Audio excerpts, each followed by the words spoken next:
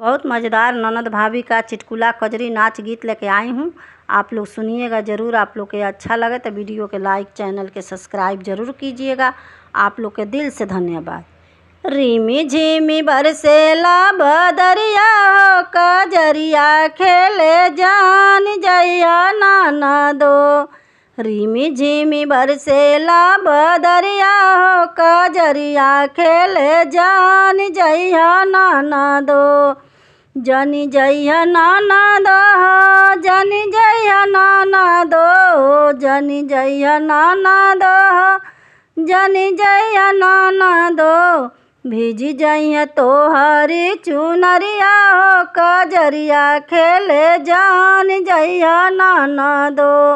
भीजी जइया तोहरी चुनरिया हो कजरिया खेले जान जइया नाना दो। अमवा के डलिया पर बोलेली कोयलिया, अमवा के डलिया पर बोलेली कोयलिया। सखी संग गईबो कजरिया हो कि नाही भीजे हमारो चुनरिया।